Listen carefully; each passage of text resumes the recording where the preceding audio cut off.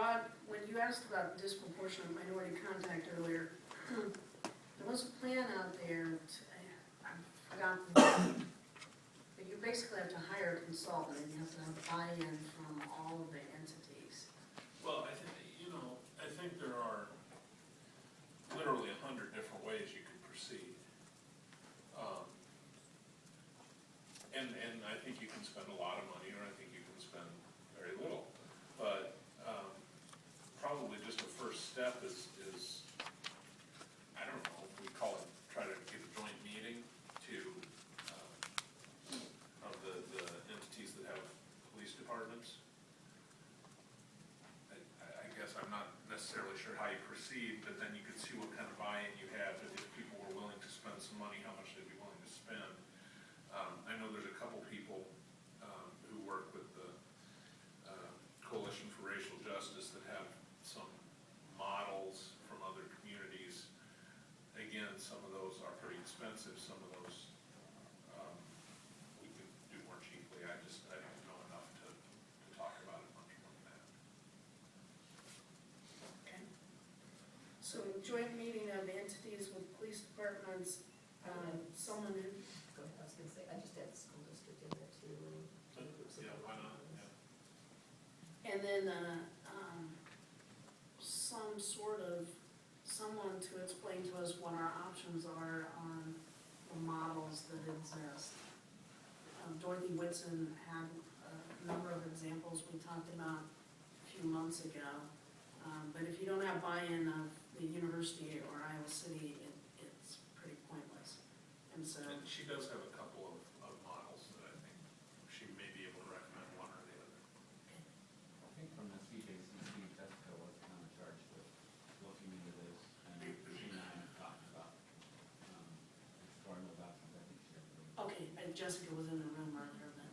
So Jessica's been looking at some options. Okay. All right. Anything else on item 2 or 3 for now? Obviously, we are not deciding anything. We're just brainstorming lists of things we need to know. Okay. This is a work session of the Board of Supervisors, but there is an agenda item for comments from the public. We'd be happy to listen to some brief comments. Please introduce yourself to the auditor. The auditor? It's a part of our minutes. Yeah, okay. I'm Sean Curtin. I live here in Iowa City. So, I want to do a quick recap of this election. This was voted on a few months ago. We just voted on it. The proposal was somewhat similar, if not pretty similar, and it's losing traction. So there definitely is an emergency situation that's going on. But what I'm seeing is that we have just blown an opportunity we had with a vote consensus, and now there's going to be a waiting period. Not to mention, this vote just cost the taxpayer $70,000. Okay, so I just wanted to say thanks to John and Terrence and Rod, because I think their comments have been very respectful and insightful, and definitely good for the process. I wanted to say that you guys are wondering why this proposal can't go through. Just right on the surface, people think it's too much money, and they want to see criminal justice policies addressed in a substantive way. But, I think what I've heard a lot from the community is people were upset that we voted on something that was essentially the same project, a jail courthouse combination for around $50 million. It was voted down a few months ago and was brought back up. So a lot of people felt like their votes were thrown in the trash can, and they were upset that this was being brought back up so quickly. There's also been, from some people, elected and officials with the county, there's been comments that our job is to educate people. And, I think we have some highly educated voters here in Johnson County. So, with having a similar proposal so close to each other, and then the way this has been approached, mentioning that we're going to educate people, not to mention that we just heard what all you guys had to say for about 150 minutes. Where people are sitting here and they have to go to work. So I don't know what the protocol or the agenda is, but I think these meetings in the future would be a lot more effective with the public comment section in the beginning, we got some fresh ideas in here. So, you know, the courthouse isn't controversial, okay? When it comes to a courthouse, I want there to be a wheelchair ramp. I want there to be air conditioning for people who work there. And as far as security goes, I don't think we need anything TSA orientated, but we can get into a package and have two more sheriff's deputies there, maybe they have to be hired. We can get into a package where we're talking about air conditioning, we're talking about some wheelchair ramps, we're talking about 2 more deputies, okay? It doesn't have to be very expensive, so we're just talking about $50 million, and then we're talking about all these different piecemeal Band-Aid approaches we're gonna have to do because our opportunity for consensus has been squandered. We can do things in a responsible and cheap way, and it doesn't mean, because it's not very expensive and exorbitant, that we're not doing a good job. So, you know, for the courthouse, we're talking about wheelchair ramps, 2 other deputies, and some air conditioning. I think that's very reasonable, and if there were a proposal put forward for that, for a small amount of money, I would be very excited to vote for that. Current jail we have. Apparently, I haven't seen it, I haven't heard about it, I haven't really got details on it, but there's the talk that the doors are all gonna come open at one time, and then the control room, there's some false wiring, and there's some problems with that. You know, if you guys have some money that you're able to spend, and doors aren't gonna stay locked, and you can't use your control center, address that right away. No one's gonna hold that hostage. So I've heard that phrase, hold hostage, our plans. That, you know, we're going to get our building, we've been working on this for so long, and people are holding it hostage. The only thing that holds hostage the progress we need to make is the fact that this board won't put together a proposal that 60% of voters will vote for. So that's what we need to start moving towards. And so we're talking a little bit about the money. This is a stopgap measure, but before you can get voters to vote for a permanent fix or a semi-permanent fix, you need to reassure them that you're not going to be spending all of their taxpayer dollars on this. My aunt pays $9,000 a year in property taxes. Okay, it's ridiculous. So what we need to do is we can do our Band-Aid stopgap measures here. And then there are many areas of criminal justice reform, including racial disparity, but also the targeting of students, the enforcement of nonviolent drug laws, poverty-related crimes, alcohol-related crimes, not to mention that we have a unique and somewhat high level of recidivism in this county, as well as bail and bonds.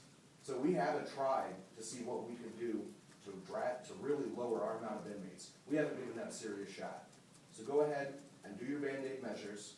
We need to bring the whole community in on this, address the serious criminal justice concerns that people have, and then, once you can reassure people that you're not going to be raising property owner's property tax from $9,000 to $9,500, and you're not going to be raising this up all the way, you've addressed these concerns, people will probably vote for what we need. So I just hope that we can really change the tone on what we've been doing here, because I think it's desperately needed. Any comments from the public? Please state your name for the auditor's office. Hi, my name is Paul Gordon. I'm a student at the university, and I've been living in our city for almost 5 years. And I'd like to talk today a little bit about the perspective of a young adult and a university student in this community. So we were talking, we heard from members of the board a little bit about needing 60% of the vote. Well, unfortunately, we have communities in the city that are disproportionately affected by these policies that are nowhere near even 40% of the community. And those people have, I need to explain some of their concerns today. So as a student resident in Iowa City, I've seen a lot of people get arrested in my time here. You see it downtown, you see it in neighborhoods, and you see it on the streets. 12% of all University of Iowa undergrads have an arrest record. So it's about 4,000 people just from one small community in this county. I've never been arrested personally, but my life has been affected by these policies. I've seen my friends be arrested, I've helped my friends find lawyers, I've bailed my friends out of jail, and this is something that is all around the student community. Every time my friends were arrested, it was for a crime with no victim, it was for a nonviolent crime. Most times when they were arrested, they were home or with friends or they're not hurting anyone. Why are we spending so much resources locking up people that are not a danger? Many people see this as unfortunate, and it feels like a waste of resources at the very least. From my perspective, the aggressive arresting by police in this community hurts student residents disproportionately. Now, police do frequent areas that are concentrated with students, so there's that. But also you have to look at how this makes the voters feel, how this makes this community feels, because as a member of the student population, I see that everyone has a story for a reason that they disagree with this mentality. So, you know, stories like one of mine here where some of my friends called me up at 2 in the morning and they need a ride to a hospital because they're afraid to call the police for help because they were beaten up, but they were under 21 and they'd been drinking. So they were afraid of being arrested. Or, there's one of my fellow engineering students, was a good friend of mine, called in for an ambulance because his girlfriend fell down the stairs of his house. And upon arriving, police handcuffed him and took him to jail because his girlfriend was 20 and he was 21 and he supplied her alcohol. So obviously he'd broken the law, but there is this fear among students from law enforcement, and it makes them see this referendum for a new jail as a way to continue this policy when they feel that, or at least I feel, and I see this among my peers, we feel like we need a smarter solution. We need something that addresses the problem of arresting a lot of people. I say, well, the jail's full. Well, it's full of nonviolent offenders. It's full of people that could have gotten a ticket and left in their house. So, yeah, the Justice Center, I see it as enabling a foolish waste of resources, and if you want to get the voters on your side, and if you want to address the concerns of the students, you should try and make a smarter policy and better solution. Thank you very much. Comments from the public? Jim McCarriger. I don't know what the proposals are that you're going to be thinking about coming up here, but I do think, number one thing that we're looking at is safety and security of people. You want to take the speaker? Or else not just Okay. the people who work there. Places where people get married, places where people get adoptions, the students go to different classes. We all go there as a juror probably at some point in time. I think we need to have, in today's society, safety and security is a real issue. I think to have an unsecured courthouse is a problem. So I think on priority, when you're looking at your priority list, I would ask that you add to the top of your list, security and safety in the courthouse. And unless you want people to be patted down, putting extra guards at the door aren't going to do it. You don't know whether a person has a gun or a knife unless they go through a metal detector. So I think it should be a metal detector type device. No one's ever advocated anything else more than that, but it ought to be a metal detector device to let people know that whoever enters this courthouse, for whatever reason they have, in the emotionally attacked, contested situations that occur in that courthouse, that they don't have a defensive weapon when they walk through that courthouse. So I would like to place that at the top of whatever plan that you have for the future. Thanks, Jim.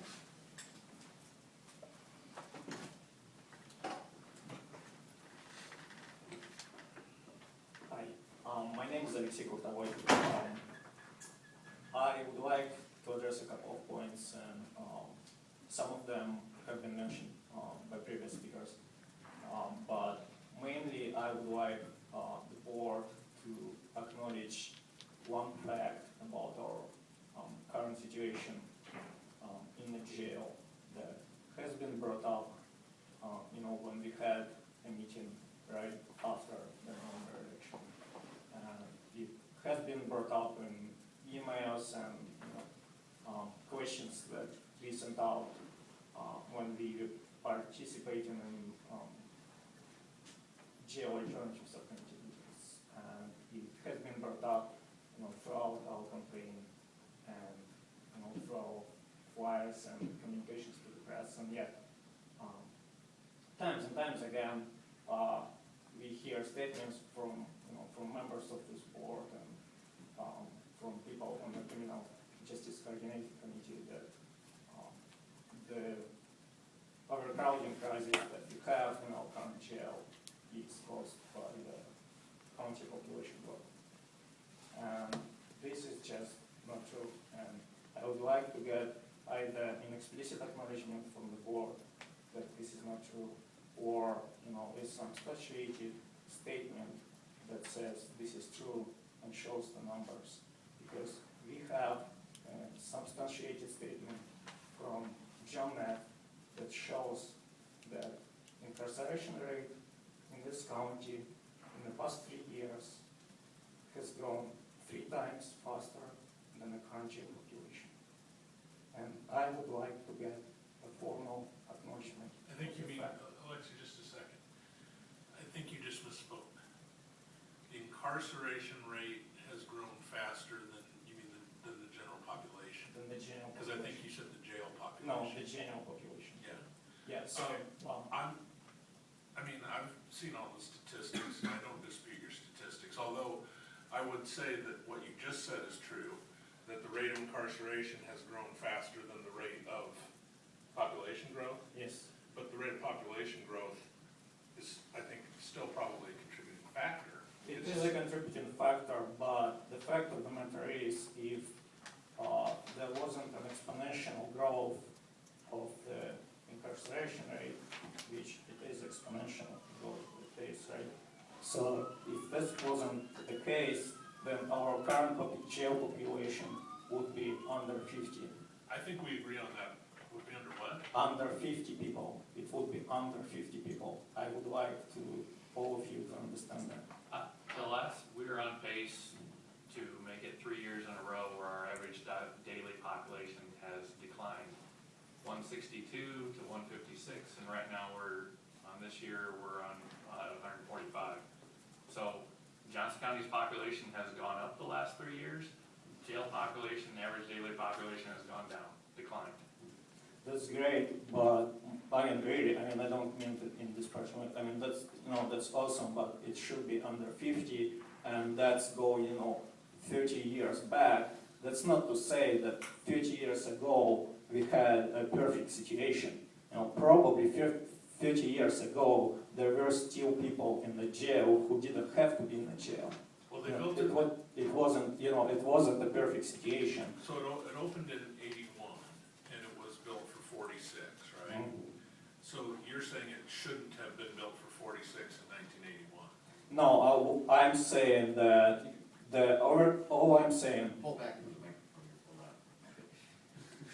All I'm saying is that we have an overcrowding crisis, and it's a real crisis, and we are spending, money it's creating a lot of, work and inconvenience for the sheriff, and, we're spending money to house inmates of the county, and we, the inmates are not getting adequate representation and counseling and whatnot, and if all of this would be a problem of a totally different ballpark and size if we addressed our incarceration rate. We would have 50 people in jail. The jail would be still. Where do you get that number? John Neff has, he has a site, he puts the site specifically out there where he poured all his research on. The site is called jco-justice.com. He has, articles and graphs and stats, and it's publicly available information, and he is using, the publicly available information, but you can double check and triple check it, and I actually encourage you to do so. And part of my point here is actually, there are the stats out there, but that's not to say that the current jail population should be 50. That's not to say that there is an easy way to bring it to that point. It's not going to be an easy task. And to John F's point, it's, you know, like this whole situation, it's a very complex problem. I mean, like the criminal justice system, like any other complex system, you know, it has a lot of inputs and outputs and, you know, and factors that contribute to, you know, why we have the recruitment crisis. And it's really, you know, some of these factors, they are not really intuitive, and you cannot really, without doing the proper analysis, you cannot really go based on your intuition and say, oh, we don't have enough courtrooms, you know, if you're gonna have courtrooms, it's gonna help. You might think that it's gonna help, but, you know, the practice shows that it doesn't. And John F. has a post on his site where he says that, you know, the current jail alternatives program, many of them that were put in place after the jail referendum in 2000 has failed, and they were specifically put in place to get our incarceration rate under control, because it was a problem already back then, but they were put in mind without doing the kind of analysis that Jeff did, and so most of them were based on, you know, intuitive grasp. We have a problem here, we have a problem here, let's do this, let's do that, and they worked to some extent, but obviously they did not work to the extent to curb the growth. Thank you for your comments about the jail population and incarceration rates. Okay, so let me wrap up. Okay, so my point is, hire GMNAP, or, you know, hire some, you know, a young, bright professional under GMNAP, and let GMNAP put a strategy together that he did the analysis, you know, I don't know how to deal with what that. needs to be, It's like, Alexis if we are doing camera. something about jail alternatives, or if you're doing something about space needs, or, I mean, there are bottlenecks in the system, but they are not the bottlenecks that you think. Okay, thank you. I would just say the jail population is online, and people can see what, who's in there, what they're charged with, and if the population is 125 or 130, let us know which ones you think are nonviolent and are not a danger to society, and we can sure take a look at it. Our office and Janet's office meets weekly. Hi, my name is Martha. I just wanted to apologize for interrupting your work session earlier. I just, kind of, the way it started reminded me of grade school and of a student being teased for asking what the class bully would consider a stupid question. So, I apologize for that. I want to thank you guys for starting over from scratch. I hope that's what we're doing. And I really appreciate John's comments. I don't agree with all of them, but we definitely need to start from scratch. Start to think outside of this Justice Center. And following the November election and even Tuesday, there's been comments made from people from the Board of Supervisors, Criminal Justice Coordinating Committee, the subcommittee meetings,